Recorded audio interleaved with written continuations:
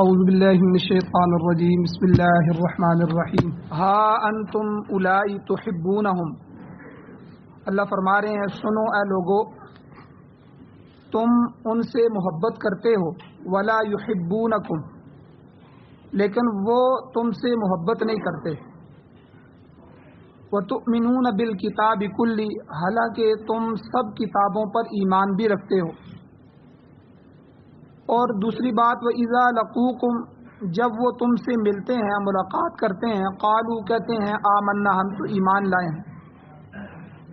وَإِذَا خَلَوْا، اور جب وہ تم سے جدا ہو جاتے ہیں، علیحدہ ہوتے ہیں، عَضُّوا عَلَيْكُمُ الْأَنَامِنَ مِنَ الْغَيْظِ، تو وہ غصے کی وجہ سے تم پر اپنی انگلیاں کاٹتے ہیں۔ قل، اے میرے نبی آپ ان کو کہہ دیجئے، موتوا بغیظکم، تم اپنے غصے کے اندر ہی مر جاؤ، اسی غصے میں تمہیں موت آ جائے۔ ان اللہ علیم بذات الصدور، بے شک اللہ تعالیٰ سینے کے رازوں کو جاننے والا ہے۔ آگے اللہ فرماتے ہیں ان تمسسکم حسنۃ، اگر تم مسلمانوں کو کوئی بھلائی، کوئی اچھائی پہنچتی ہے، تسؤہم، تو وہ ان کو بری لگتی ہے کہ ان کو یہ ترقی کیوں ہوگی ہے، یہ اچھائی کیوں پہنچ گئی ہے۔ وَإِن تُصِبْكُمْ سَيِّئَةٌ، اور اگر تمہیں کوئی برائی پہنچتی ہے، غم رنج پہنچتا ہے، تو یفرحوا بها، تو وہ اس کے ساتھ خوش ہوتے ہیں۔ اللہ فرما رہے ہیں وَإِن تَصْبِرُوا وَتَتَّقُوا، اگر تم دو کام کر لو کہ اگر تم صبر کا دامن ہاتھ سے نہ چھوڑو، صبر کرو، وَتَتَّقُوا، اور تقوی اختیار کرو، اگر یہ دو کام کر لو تو لا يَضُرُّكُمْ كَيْدُهُمْ شَيْئًا، تو تمہیں ان کی تدبیریں کچھ بھی نقصان نہیں پہنچا سکیں۔ ان اللہ بما یعملون محیط، بے شک اللہ تعالیٰ اس کا جو وہ عمل کرتے ہیں احاطہ کرنے والے ہیں۔ اللہ نے ان کے ہر عمل کو احاطہ کیا ہوا ہے، اللہ کو پتہ ہے کہ وہ کیا کر رہے ہیں۔ سورہ آل عمران کی آیت نمبر 119 اور 120 آپ کے سامنے تلاوت ہوئی ہے، آپ نے ترجمہ سنا۔ سب سے پہلے ربط آیات ہے، ان آیتوں کا پچھلی آیتوں سے ربط کیا ہے؟ اہل کتاب خاص کر کے یہود اور عیسائی، ان کی عداوت اور دشمنی کا اللہ تعالیٰ نے ذکر کیا پچھلی آیات میں، اور ذکر کرنے کے بعد اللہ تعالیٰ نے اہل کتاب اور مشرکین اور منافقین، ان تینوں طبقوں سے دوستی کرنے سے منع فرما دیا، اور خبردار کیا، متنبہ کیا ایمان والوں کو کہ ان کو اپنے دلی راز نہ بتاؤ، دلی رازدان نہ بناؤ، ورنہ وہ تمہارے درمیان فتنے اور فساد کی آگ بھڑکا دیں گے۔ اور اللہ نے فرمایا ان کی حالت یہ ہے کہ جو چیز تمہیں مشقت میں ڈالتی ہے وہ ان کو پسند ہوتی ہے۔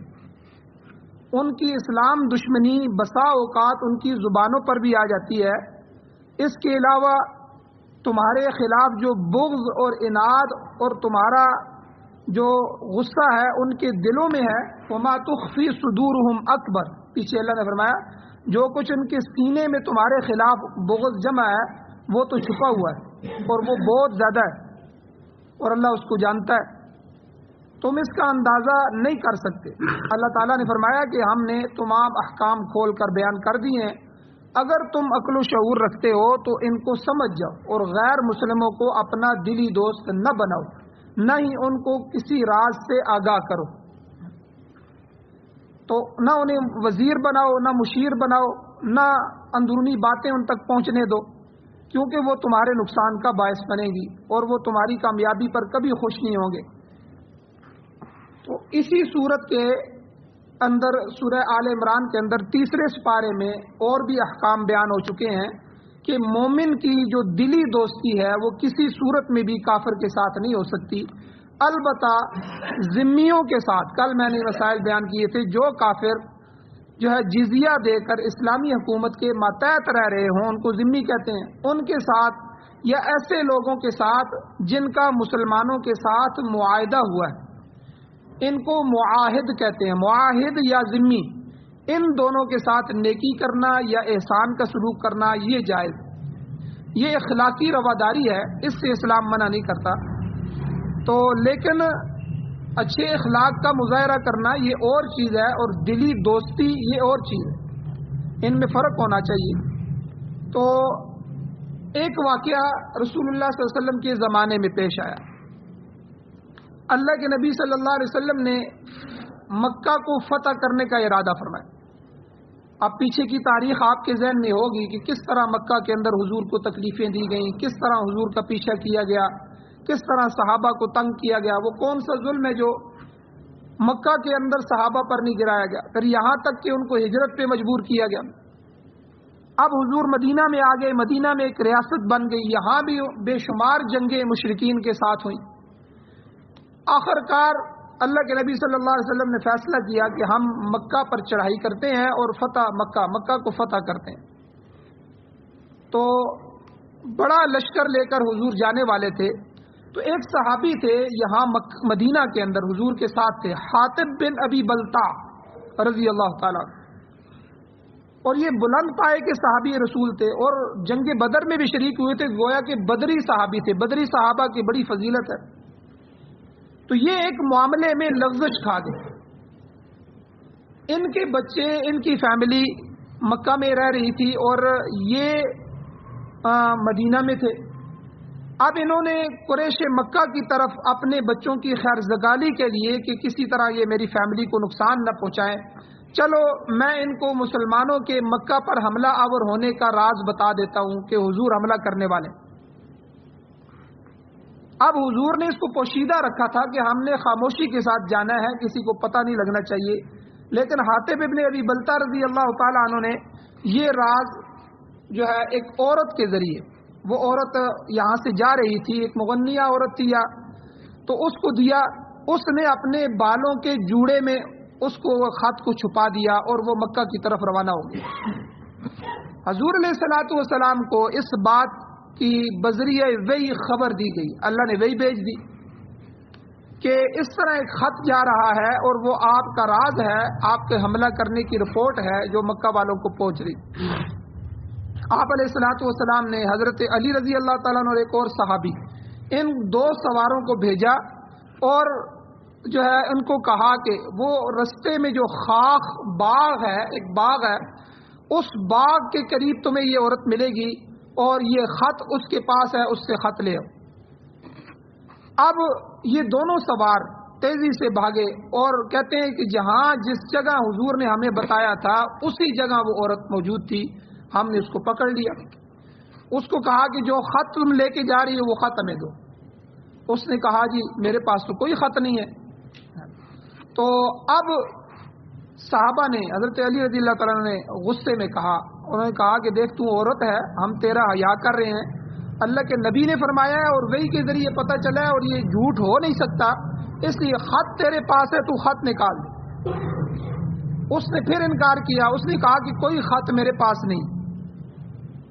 اب تیسری دفعہ حضرت علی رضی اللہ تعالیٰ نے کہا کہ دیکھ اگر اب تو نے خط نہ نکالا تو ہمیں مجبوراً تیری تلاشی لینی ہوگی اور میں تمہارے کپڑے اتار دوں گا اور تیرے پورے جسم کی تلاشی لوں گا، کیونکہ حضور کبھی جھوٹ نہیں بول سکتے، وہ وحی کے ذریعے پتہ چلا اللہ نے بتایا، اس لیے خط تو نکال دے۔ تو اب عورت ڈر گئی کہ یہ معاملہ ہو جائے گا، تو اس نے بالوں کو کھولا اور بالوں کو جو جوڑا بناتی ہیں عورتیں، اس جوڑے کے اندر خط رکھا ہوا تھا، اس نے وہ خط نکال کے دے دیا۔ اب یہ حضرات خط لے کے حضور کے پاس آ گئے۔ اب حاطب ابن ابی بلتا یہ منافق بھی نہیں تھے، صحابی رسول تھے۔ اب کئی صحابہ کو بڑا غصہ آیا، حضرت عمر رضی اللہ تعالیٰ تلوار لے کے کھڑے ہو گئے، کچھ اس طرح کے الفاظ بھی فرما دیے کہ حضور مجھے حکم دے میں اس منافق کی گردن اتار دوں۔ تو حضور نے فرمایا کہ نہیں، ان کو بلا کے لاؤ۔ حاطب ابن ابی بلتا کو حضور علیہ السلام کے دربار میں بلایا گیا، تو حضور نے پوچھا حاطب ابن ابی بلتا سے کہ آپ نے یہ خط کیوں بھیجا؟ تو صحابی رسول تھے، سچے تھے، تو انہوں نے اپنی مجبوری کا اظہار کیا۔ انہوں نے کہا کہ اللہ کے رسول، میں آپ کے ساتھ جانے والا تھا جہاد میں، اور میں منافق نہیں ہوں، میں مخلص آدمی ہوں، میں ہجرت کر کے ادھر آ گیا تھا، میرے بچوں کو انہوں نے مکہ والوں نے ہجرت نہیں کرنے دی، اب میری فیملی ادھر ہے، میں ادھر ہوں، اب میں اس لیے ان کو بتانا چاہتا تھا تاکہ میرے لوگوں کو نقصان نہ پہنچائے۔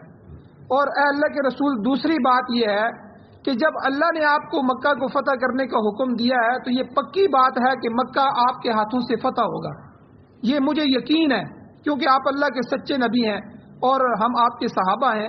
تو اب خط جائے یا نہ جائے اس سے آپ کی فتح پر اثر نہیں پڑے گا، اللہ آپ کو ضرور فتح دیں گے۔ اب میرا معاملہ حل ہو جاتا، اس لیے میں نے کیا، میرے اندر اور کوئی بات نہیں تھی۔ حضور علیہ الصلوۃ والسلام نے ان کی تصدیق کی کہ بالکل یہ سچ کہہ رہے ہیں، بدری صحابی ہے، ان سے یہ غلطی ہو گئی ہے۔ تو بہرحال قرآن مجید میں 28ویں پارے میں ایک سورت ہے، سورہ ممتحنہ، اس کی آیات اللہ نے نازل فرما دی، یا ایھا الذین آمنوا لا تتخذوا عدوی وعدوکم اولیاء، اے ایمان والو میرے اور اپنے دشمنوں کو دوست نہ بناؤ، ان کو راز کی باتیں مت بتاؤ۔ تو گویا کہ اب تو معافی ہو گئی ہے، لیکن آئندہ ایسی حرکت نہیں ہونی چاہیے۔ تو یعنی صحابہ اکرام کے زمانے میں بھی اس مسئلے کو بالکل واضح کر دیا گیا، اور آج ہم اپنے معاشرے میں دیکھیں ہمارے گرد و پیش میں کیا کچھ ہو رہا ہے۔ کافر، عیسائی، یہودی اور داریہ طاقتیں یہ مسلمانوں کے اندرونی معاملات میں داخل ہو رہی ہیں۔ مسلمان اپنی نالائکی کی وجہ سے اپنے مشن سے ہٹ چکے ہیں، قرآن و سنت سے دور ہو چکے ہیں۔ نتیجہ یہ ہے کہ ہر معاملے میں اغیار کو، غیروں کو رازدان بنایا جا رہا ہے، ان سے مشورے طلب کیے جا رہے ہیں، ان کی پوری ٹیمیں آتی ہیں یہاں سرچ کرتی ہیں، ان کو مشورے دے رہی ہیں، پھر وہی لوگ اندرونی راز حاصل کر کے مسلمانوں کو نقصان پہنچاتے ہیں، ان کی ترقی کی راہ میں رکاوٹ ڈالتے ہیں تاکہ وہ ہمیشہ انہی کے دام میں گرفتار ہو جائے۔ تو اس وقت دنیا میں 50 سے 60 کے قریب اسلامی حکومتیں ہیں، مگر کوئی بھی اپنے رائے میں خود آزاد نہیں ہے، سب غیر مسلموں کے دست نگر ہیں۔ تمام اہم امور جو ہیں انہی کے مشورے سے انجام پاتے ہیں۔ یاد رکھیے کہ ہماری جو جب تک خلافت تھی ترکی کے اندر، تو خلافت اسلامیہ، تو اس خلافت کے ختم ہوتے ہی مسلمانوں کا وقار ختم ہو گیا۔ شیخ الاسلام حضرت مولانا سید حسین احمد مدنی رحمہ اللہ نے اپنے خطبے میں لکھا ہے کہ مصر کا ایک انگریز تھا، وہ اپنے غلام اور اپنے نوکر سے، ملازم سے کہہ رہا تھا کہ ہم تمہارے خلیفہ سے بڑے ڈرتے ہیں، بڑے خائف ہیں، جب کوئی شکایت ہوتی ہے خلیفہ کے پاس ہماری پہنچ جاتی ہے، وہ فوراً اس کو حل کرنے کی تدارک کی کوشش کرتے ہیں، جس کی وجہ سے کافر جو ہے ہمیشہ شکست کھاتے ہیں، ہمیں نقصان ہوتا ہے۔ اگر خلافت کی طاقت نہ ہوتی تو ہم مسلمانوں کو بہت ذلیل کر کے رکھ دیتے۔ تو یعنی یہ انگریز افسر اپنے ملازم سے، مسلمان ملازم سے یہ بات کہہ رہے، اور یہ اس وقت کا واقعہ ہے کہ جب اسلامی عمارت جو تھی، اسلامی خلافت، وہ خلافت اسلامیہ کمزور ہو چکی تھی، اس کی وہ طاقت نہیں تھی، اور جب وہ اپنے عروج پر تھی تو اس وقت کسی مسلمان کو کوئی آنکھ اٹھا کے بھی نہیں دیکھ سکتا تھا، کسی کی ہمت نہیں ہوتی تھی۔ اب تو حالات بدل چکے ہیں، جس کو چاہتے ہیں، جس ملک سے چاہتے ہیں اٹھا کے لے جاتے ہیں۔ ہماری بہن عافیہ صدیقی کا واقعہ دیکھیں، ہمارے پاکستان سے خود ہمارے ان خبیثوں نے کتنے مجاہدین کو، کتنے مدارس کے طلباء کو، کتنے علماء کو ان کے حوالے کیا، جو آج بھی کتنی جیلوں کے اندر بند ہیں، اور کتنے بڑے بڑے ہمارے علماء کراچی کے اندر اور پورے ملک بھر میں ٹارگٹ کلنگ کیے گئے، ان کو شہید کیا گیا، اتنے قیمتی لوگ۔ تو یعنی یہ سب کچھ انہی کی وجہ سے ہو رہا ہے کہ جب سے ہم نے ان کو بڑا بنایا ہے، پھر ہمارے ہاں جو ہے وہ ہر چیز ختم ہو رہی ہے۔ تو حقیقت یہ ہے کہ اب مسلمان اپنے مشن کو چھوڑ چکے ہیں، یہی وجہ ہے کہ دنیا میں ان کی عزت کا کوئی مقام نہیں۔ اب وہ اپنے پاؤں پر کھڑے ہونے کی بجائے اغیار کے مشوروں کے سہارے سے چل رہے ہیں۔ کوئی بھی معاملہ ہو، آپ دیکھ لیں، سیاسیات کا معاملہ ہو، اقتصادیات کا معاملہ ہو، زراعت کا معاملہ ہو، تجارت کا معاملہ ہو، ہر چیز میں غیر مسلم۔ اب دیکھیں یہ جو ہماری زراعت ہے، زراعت کا جتنا بھی بیج آتا ہے یہ جو ہے ملٹی نیشنل کمپنیوں کا ہے، کوئی جرمن سے آ رہا ہے، کوئی کدھر سے آ رہا ہے، کوئی کدھر سے آ رہا ہے۔ ہمارا کسان اپنا بیج بھی نہیں بنا سکتا، یعنی ہر معاملے میں ہم ان کے محتاج ہو کے رہ گئے۔ آج اگر وہ ہمارے سر سے ہاتھ اٹھا لیں تو ہماری زراعت ختم ہو جائے گی، ہماری سیاسیات ختم ہو جائیں گی، ہمارے جو تجارت ہے۔ اب بازار کے اندر کتنی چیزیں ہیں، 100 میں سے 80 چیزیں صابن سے لے کر جو ہے وہ ملٹی نیشنل کمپنیاں بنا رہی ہیں اور باہر سے آ رہی ہیں، ہر چیز باہر سے آ رہی ہے۔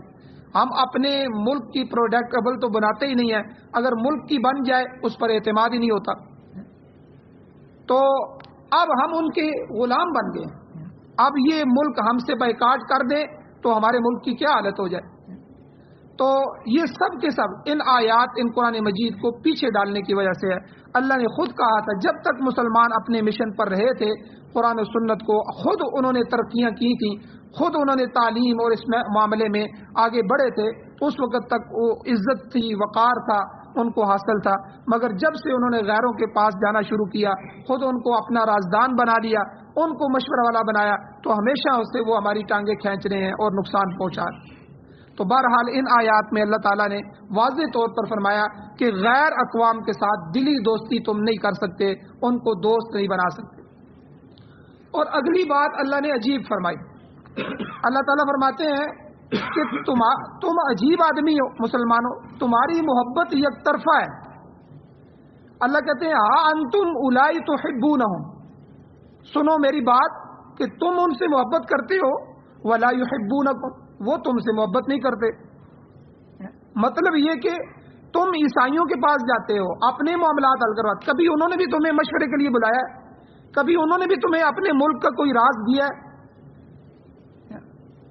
تم عیسائیوں اور یہودیوں اور انگریزوں کے پاس اور امریکیوں کے پاس جا رہے ہو، ان کا رازدار بنا رہے ہو، ان کو مشیر بنا رکھا ہے، ان سے محبت کی پینگیں بڑھا رہے ہو، مگر وہ تم سے دلی لگاؤ نہیں رکھتے۔ قرآن کہہ رہے ہیں لہذا تمہاری ان کے ساتھ محبت یک طرفہ ہے اور عجیب تر ہے۔ محبت ہمیشہ جانبین کی طرف سے ہوتی ہے، جیسے میں کسی سے محبت کروں تو وہ بھی مجھ سے محبت کرے۔ محبت تو اس کو کہتے ہیں دونوں جانبوں سے ہو، جیسے کہتے ہیں آج کل جو ہے ایک محاورہ بھی ہے کہ تالی دونوں ہاتھ سے بجتی ہے۔ میں تالی کے لیے ہاتھ بڑھاؤں اور وہ ہاتھ نہ بڑھائے تو پھر تو تالی نہیں ہو سکتی۔ سلام تو دونوں ہاتھوں سے ہوتا ہے، میرا ہاتھ بڑھے گا تو وہ بھی ہاتھ بڑھائے۔ اب میں ہاتھ آگے بڑھا رہا ہوں اور اس کی ٹانگیں چاٹ رہا ہوں، ان کے پاؤں میں بیٹھا ہوا ہوں اور وہ میری طرف دیکھتا بھی نہیں ہے، یہ کیسی محبت ہے؟ اللہ یہی قرآن میں کہہ رہے ہیں۔ اللہ کہتے ہیں ہاں انتم اولائی تحبونہم، اے ایمان والو تم تو ان سے محبت کرتے ہو، ولا یحبونکم، لیکن وہ تم سے محبت نہیں کرتے، وہ تو تمہارے دشمن ہیں۔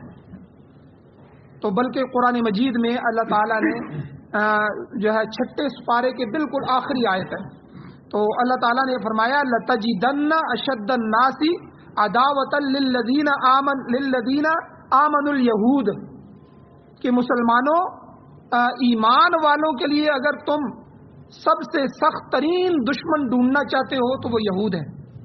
لَتَجِدَنَّ، ضرور تو پائے گا، اشد الناس، لوگوں میں سے سب سے زیادہ شدید سخت، عداوتاً دشمنی میں، کس کے؟ للذین آمنوا، ایمان والوں کے ساتھ، الیہود، یہودیوں کو۔ اللہ فرما رہے ہیں کہ میں جانتا ہوں تم نہیں جانتے ہو، کیونکہ میں نے ان سب کو پیدا کیا ہے، میں نے یہ ساری مخلوقیں بنائی ہیں۔ اللہ کو پتہ ہے وہ خالق ہے، تو کس قوم کا کیسا مزاج ہے اور کون سی قوم کیسی ہے۔ اللہ کہتے ہیں کہ سب سے زیادہ سخت دنیا میں اگر کوئی دشمن تم مسلمانوں کا، ایمان والوں کا تلاش کرنا چاہتے ہو تو وہ یہودی ہیں۔ اس کے بعد اللہ نے فرمایا والذین اشرکوا، پھر جنہوں نے شرک کیا، مشرکین، اور پھر والنصارى، عیسائی۔ تو یعنی یہ اللہ نے گویا کہ ترتیب ذکر فرمائی۔ تو بہرحال یہ سارے تمہارے دشمن ہیں۔ اور اللہ نے اس کے بعد ایک اور عجیب بات فرمائی، یعنی ایک تو تمہاری ان سے محبت یک طرفہ ہے، یہ بھی عجیب بات ہے، وہ محبت نہیں کرنا چاہتے، دشمنی کرتے ہیں، تم ان سے محبتیں کی پینگیں بڑھا رہے ہو۔ دوسری بات اللہ نے فرمائی کہ وَتُؤْمِنُونَ بِالْكِتَابِ كُلِّهِ، حالانکہ تم ساری کتابوں پر ایمان لاتے ہو۔ اہل کتاب اور اہل ایمان میں بنیادی فرق اللہ نے بیان فرمایا کہ تم اہل ایمان تو ساری آسمانی کتابوں پہ ایمان رکھتے ہو۔ دیکھو تورات ان کی کتاب ہے، زبور ان کی کتاب ہے، اور انجیل ان کی کتاب ہے، اور اسی طرح صحیفے ان کے ہیں۔ انبیاء جو تھے پہلے انہی کے نبی تھے، حضرت عیسیٰ علیہ السلام عیسائیوں کے نبی تھے، حضرت موسیٰ علیہ السلام بنی اسرائیل کے نبی تھے، تورات زبور ان پہ نازل ہوئی، انجیل نازل ہوئی، اور تم ان نبیوں کا احترام بھی کرتے ہو اور ان کی کتابوں کو بھی سچی کتابیں مانتے ہو، اور وہ بدبخت نہ حضور کو مانتے ہیں نہ قرآن کو مانتے ہیں۔ یعنی تم اتنے اعتدال کے ساتھ ہو، تم ان سب انبیاء کا، ان کے نبیوں کا بھی احترام کرتے ہو، ان کی کتابوں کا بھی احترام کرتے ہو، اور تم اس کی حیثیت مانتے ہو کہ من جانب اللہ کی جانب سے یہ کتابیں تورات زبور انجیل وغیرہ یہ اور قرآن مجید یہ سب برابر ہیں۔ اپنے اپنے زمانے میں یہ کتابیں ہدایت کے لیے اتاری گئی تھیں، جیسا کہ اللہ نے قرآن میں فرمایا بما انزل اللہ من الکتاب من کتاب، کہ اللہ تعالیٰ نے جو کتاب جس نبی پر جہاں بھی جس زمانے میں جس علاقے کے لیے نازل فرمائی، اہل ایمان اس کو برحق مانتے ہیں، سچا مانتے ہیں۔ یقیناً اللہ تعالیٰ نے انسانوں کی ہدایت کے لیے کتابیں اور صحیفے نازل فرمائے ہیں، مگر اہل کتاب قرآن پاک کو بھی اللہ کی کتاب نہیں مانتے اور حضور کو بھی اللہ کا نبی نہیں مانتے، اور یہودی ہمیشہ قرآن پاک کی مخالفت میں تمام اخلاقی حدوں کو پار کر دیتے ہیں۔ میں ایک دو واقعات آپ کو سناتا ہوں۔ فرانس کے اندر ایک انگریز ہے، بہت بڑا انگریز گزرا ہے، ان کا اپنا نولڈک اس کا نام تھا۔ تو اس خبیث نے کتاب لکھی اور اس میں یہ بات کہی، نعوذ باللہ، کہ محمد صلی اللہ علیہ وسلم پر مرگی کا دورہ پڑتا تھا، مرگی کا دورہ۔ یعنی اس خبیث نے جو وحی کے آثار ہوتے تھے، جب حضور پر وحی نازل ہوتی تو حضور علیہ السلام پر کپ کپی طاری ہو جاتی، وحی کے ایک آثار تھے، تو ان آثار کو اس خبیث نے یہ کہا کہ وہ مرگی کا دورہ ہوتا تھا، اور اس دوران بڑبڑانے سے جو کچھ ان کے منہ سے نکلتا تھا اس کو جمع کر کے قرآن بنا دیا۔ نعوذ باللہ، آپ دیکھیں اتنے بدبخت ہیں، اپنی قوم کے لیے قرآن کی اتنی بڑی دشمنی کا اظہار کر رہے ہیں۔ اور بعض بدبخت ایسے ہیں جنہوں نے حضور پر یہ اعتراض لگایا کہ حضور نے زمانہ جوانی کے اندر، جوانی کے دور میں ان کی ملاقات نستورہ نامی راہب کے ساتھ ہوئی تھی، اس راہب نے ان کو کچھ باتیں سکھا دی تھی، انہوں نے اس کو قرآن بنا کے جمع کر کے لوگوں کو کہا دیکھو یہ میرے اوپر قرآن نازل ہو۔ تو آپ دیکھیں کتنے بڑے بدبخت ہیں۔ اللہ نے پیچھے خود فرما دیا کہ ان سے دوستی ممکن ہی نہیں ہے۔ تو یہ ایسے بدبخت ہیں، کبھی کبھی ان کی زبانوں سے تمہارے خلاف جو ہے دشمنی کا اظہار ہو جاتا ہے، ورنہ اللہ کہتے ہیں جو ان کے سینوں میں چھپا ہوا ہے تمہاری دشمنی، تمہارا بغض، وہ بہت زیادہ ہے۔ تو اللہ تعالی ہمیں ان کے نقصان سے محفوظ فرمائے، اور دعا کرتے رہیں اور کبھی بھی کسی کافر کو اپنا رازدار نہ بنائیں۔ اللہ جل شانہ سے دعا ہے اللہ ہمیں عمل کی توفیق عطا فرمائے۔ آمین۔ الحمدللہ رب العالمین والعاقبۃ للمتقین والصلاة والسلام علی رسولہ النبی الامی الکریم۔ اللهم ربنا آتنا فی الدنیا حسنۃ وفی الآخرۃ حسنۃ وقنا عذاب النار۔ یا اللہ ہماری کمیوں کوتاہیوں کو معاف فرمائیے، درگزر فرمائیے، صغیرہ کبیرہ گناہوں کو معاف فرمائیے۔ یا اللہ قرآن اور سنت کو سننے، سمجھنے، عمل کرنے کی توفیق عطا فرمائیے۔ یا اللہ یہود و نصارہ کی سازشوں سے، قرب قیامت کے فتنوں سے، یا اللہ کافروں اور اہل ہنود ہندوؤں کے فتنوں سے ہمارے ان انڈیا کے مسلمانوں کو بھی محفوظ فرمائیے۔ یا اللہ بار بار جو آزمائشوں میں پڑے ہوئے ممالک ہیں، یا اللہ کشمیر کی 70-80 سال سے آزمائش ختم نہیں ہو رہی، یا اللہ اسی طرح فلسطین کے مسلمان ہیں، بیت المقدس ہے، یا اللہ ان مقدس مقامات کی حفاظت فرمائی۔ یا اللہ کافروں کے ظلم سے، کافروں کی سازشوں سے اسلام اور اہل اسلام کو محفوظ فرمائی۔ یا اللہ ہمیں ایک دفعہ پھر امارت اسلامیہ، خلافت اسلامیہ نصیب فرمائی۔ جمہوریت سمیت دنیا بھر کے جتنے بھی یا اللہ کافرانہ اور طاغوتی نظام ہیں، کفری نظام ہیں، یا اللہ ان کو ختم فرمائیے۔ یا اللہ قرآن و سنت کا نظام، قرآن و سنت کی بہاریں نصیب فرمائیے۔ جو حضرات مقروض ہیں ان کے قرضوں کے پورا کرنے کے اسباب پیدا فرمائیے۔ جو یا اللہ جس وجہ سے بھی پریشان ہیں، پریشان حال ہیں، یا اللہ ان کی پریشانیوں کو دور فرمائیے۔ یا اللہ جو ایمان کی حالت سے اس دنیا سے جا چکے ہیں، یا اللہ ان سب کی بخشش فرمائیے، بلند درجات عطا فرمائیے۔ یا اللہ ہماری مسجد کی تعمیر کو جلد از جلد مکمل فرمائیے۔ یا اللہ اس میں جو چیز ضرورت ہے، ہر ضرورت کو یا اللہ غیب کے خزانوں سے پورا فرمائیے۔ صلی اللہ تعالی علی خیر خلقہ محمد وعلی آلہ واصحابہ اجمعین برحمتک یا ارحم الراحمین۔